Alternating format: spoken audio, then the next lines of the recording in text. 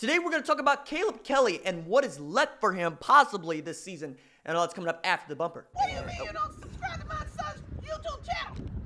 Mama, no! Just snap the damn ball, RJ. What's up, kinfolk? It's RJ Young. I am not on a step mill. Consider hitting the like and subscribe button because I upload a video every single day. It's always OU related, college football related, sports related. We have a good time, and today we're going to talk about Caleb Kelly. Eric Bailey at the Tulsa World had the foresight to ask Lincoln Riley straight up, how's Caleb Kelly doing, and can you expect him back this season? To which the answer is he's doing outstanding. He's working furiously, training vigorously to try to get back this season and take advantage of 4-game redshirt rule, because by the time he might be able to come back from his knee injury, you might be looking at Bedlam maybe in there and possibly even a Big 12 championship game, college football playoff semifinal, championship game, if things go according to plan. And you would love to have Caleb Kelly at your disposal. But more than that, I thought it was interesting that Riley, and even way back in August, Odom was just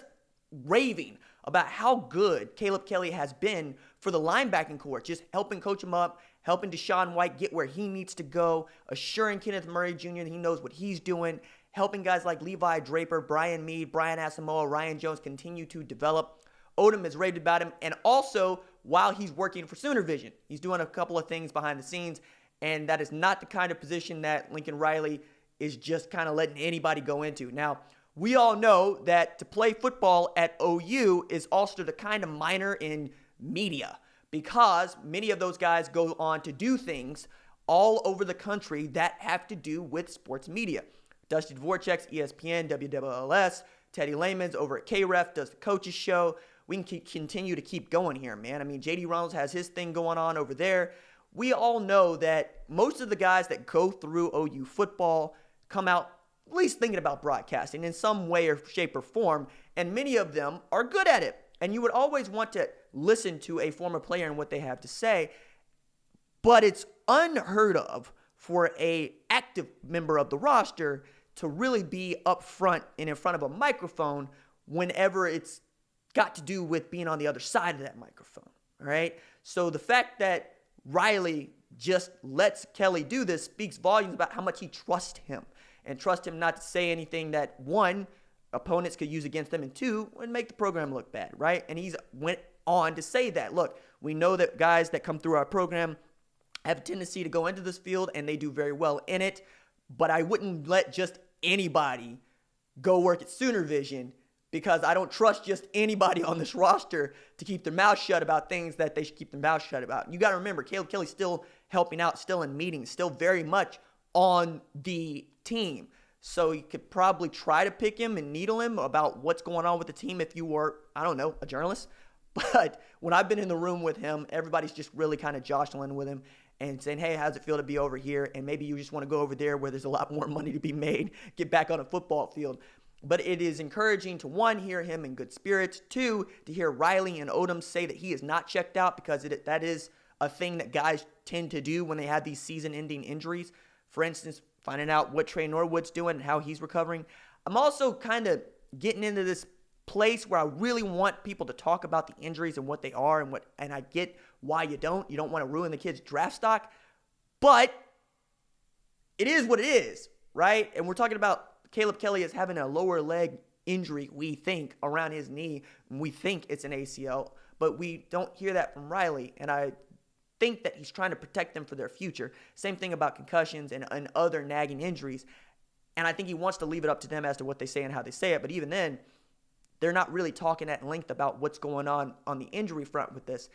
And this gets into another thing that is a different segment altogether about how injuries basically influence betting, and why you do the injury report is for gambling purposes, and how much stock coaches have to or don't have to put into saying what the injuries are. I think it's about transparency and everybody knowing that this guy is hurt, so that, a coach can protect himself and the player from playing that guy in a position where he could only just hurt himself. Nobody wants a Lance Harbor situation.